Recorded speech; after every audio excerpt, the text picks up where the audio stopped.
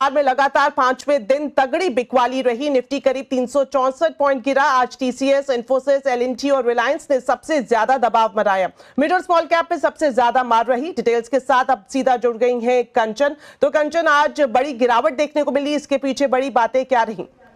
बड़ी गिरावट तो डेफिनेटली बाजार के अंदर हमें देखने को मिली है। काफी सारे ग्लोबल ट्रिगर्स भी रहे हैं और साथ ही साथ जिस तरीके का हमारा माइक्रो डेटा है वो भी कहीं ना कहीं कंसर्न जता रहा है, जिसके चलते बाजार में एक रिफ्लेक्शन तो डेफिनेटली देखने को मिला है। मिड कैप में जहां हमें इतने दिन से रैली देखने को मिल रही थी, वहां पे भी आज हमें एक रुकावट आती हुई दिखाई दी। इनफैक्ट कल के सत्र में भी हमें एक रुकावट का सिलसिला जो है वो बाजार के अंदर देखने को मिला था, जिसके चलते जो निफ्टी है, सेंसेक्स की बात करो, मिड कैप की बात करो या स्मॉल कैप की बात करो, सारे ही जो इंडाइसेस है आज लाल निशान पे जाके बंद हुए हैं। मॉर्निंग के टाइम पे तो ये उम्मीदें जताई जा रही थी कि आईटी में हमें एक एक्शन देखने को मिलेगा, लेकिन बाजार बंद होते होते वो भी हमें ठप होता हुआ दिखाई दिया है। अब बात कर लेते हैं कि इस टाइम पे स्टॉक स्पेसिफिक एक्शन किस तरीके का रहा है। अगर आप निफ्टी के 50 शेयर देखेंगे तो केवल 4 ही शेयर्स ऐसे थे जो आज हरे निशान पे बंद हुए हैं, बाकी के सारे शेयर्स जो है वो लाल निशान पे जाके बंद हुए हैं। और अगर एडवांस डिक्लाइन की बात करी जाए तो वहां पे भी जो रेशियो है उसमें भी एक बड़ा डिफरेंस आता हुआ दिखाई दिया है।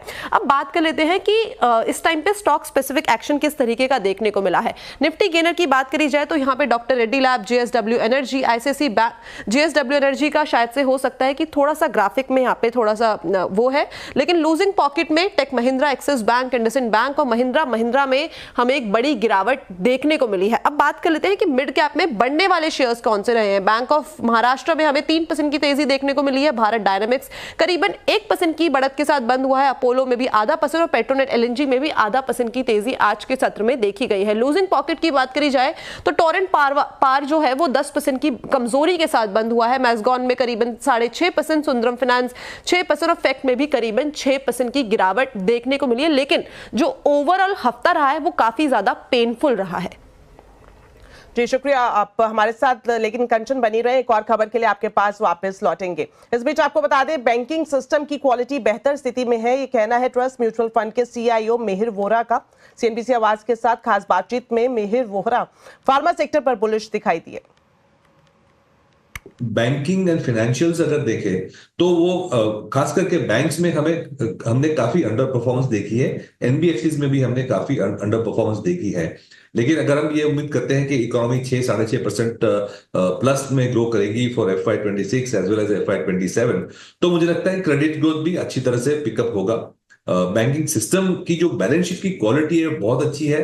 अंडर परफॉर्मेंस की वजह से वैल्यूएशन भी काफी अट्रैक्टिव हुए हैं। तो मुझे लगता है कि ये एक जो अंडर परफॉर्मिंग सेगमेंट था 2023 और 24 का, वो मेरे ख्याल से 2025 में पिकअप हो सकता है।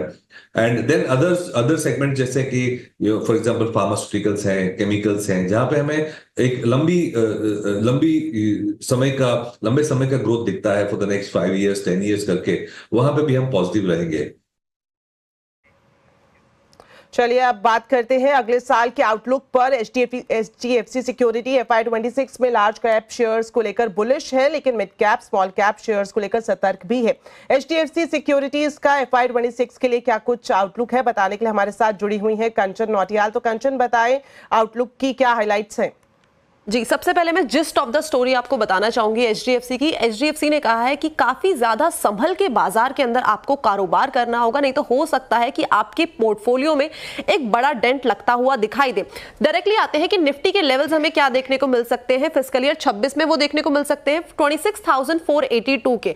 अब जो ये लेवल्स आएंगे उसके नीचे का जो बेस है वो क्या है? बेस सबसे पहला अगर माने तो वो है जीडीपी ग्रोथ, जो कि 6.7% पे देखने को हमें मिल सकती है। एट द सेम टाइम जो रूरल और अर्बन डिमांड है, हो सकता है कि वहां पे एक अच्छा मोमेंटम हमें देखने को मिले, जिससे इस ग्रोथ को अच्छा खासा सपोर्ट भी मिल सकता है। इन्फ्लेशन जो कि काफी बड़ा मुद्दा है, उसकी भी करीबन 4 to 4.2% पे रहने की उम्मीदें जताई जा रही है। और एट द सेम टाइम सबसे बड़ा फोकस है केपेक्स के अंदर। अगर सरकार का केपेक्स एलोकेशन बढ़ता है तो उससे बाजार को एक अच्छा खासा सपोर्ट मिलेगा। नॉट टू फॉरगेट कि बजट आने वाला है और बजट से भी काफी ज्यादा केपेक्स एलोकेशन को लेके उम्मीदें जताई जा रही है। अब इनका कहना है कि इस टाइम पे अगर आपको अपना इन्वेस्टमेंट का डाइवर्सिफिकेशन करना है तो उसका 2 रूल है। सबसे पहला रूल तो यह है कि जो 60% एलोकेशन है वो आप करेंगे लार्ज कैप स्टॉक्स में, और जो 40% का एलोकेशन है वो मिड कैप में और स्मॉल कैप में आपको करना होगा। बिकॉज जो इस टाइम पे मिड कैप के और स्मॉल कैप का अगर आप वैल्यूएशन देखेंगे तो काफी ज्यादा उसमें वो काफी वैल्यूएशन काफी ज्यादा बढ़ गए हैं, अर्निंग्स में और प्राइस में काफी बड़ा हमें डाइवर्जेंस देखने को मिल रहा है। सेक्टर स्पेसिफिक कहां पे बुलिश है एचडीएफसी, उसके ऊपर बात कर लेते हैं। बड़े बैंक जो है, छोटे बैंक नहीं, बड़े बैंक जो है, आईटी जो शेयर्स बड़े हैं उन पे आपको खासा फोकस रखना है। कंज्यूमर ड्यूरेबल्स में अच्छा खासा फोकस रखना है, लेकिन कंज्यूमर ड्यूरेबल्स जो कि लार्ज कैप है उन पे ध्यान रखना है। कैपिटल गुड्स, रियलिटी और बिल्डिंग मटेरियल पे एचडीएफसी बुलिश है। एट द सेम टाइम उनका बेयरिश मोड कहां पे है, वो है ऑटो, क्योंकि ऑटो में हम देख रहे हैं कि काफी लंबे टाइम से नंबर्स में एक पेन देखने को मिल रहा है। साथ ही साथ एनबीएफसी, छोटे consumer durables, oil and gas और साथ ही साथ मिड कैप आईटी में थोड़ा सा हमें पेन देखने को मिल सकता है। स्टॉक स्पेसिफिक अप्रोच उनकी कहां पे है, कौन से स्टॉक्स रडार पे हैं? Hindustan Unilever, Reliance Industries, Bajaj Finance, Sun Pharmaceutical, Maruti Suzuki, इसके साथ ही साथ एसबीआई, शोभा, इंडिया मार्ट और साथ में क्रॉम्पटन कंज्यूमर में उनका जो स्टांस है वो बुलिश है। लेकिन वापस से मैं बोलूंगी कि आने वाला साल आपको काफी ज्यादा सावधानी से चलना होगा। जी शुक्रिया कंचन, इन दोनों खबरों पर हमारे साथ जुड़ने के लिए और विस्तार से जानकारी देने के लिए।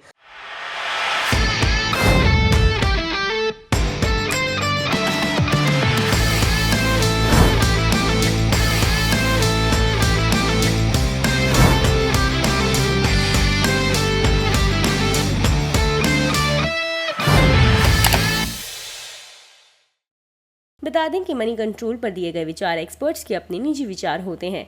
वेबसाइट या मैनेजमेंट इसके लिए उत्तरदायी नहीं है। यूजर्स को मनी कंट्रोल की सलाह है कि कोई भी निवेश निर्णय लेने से पहले सर्टिफाइड एक्सपर्ट की सलाह लें।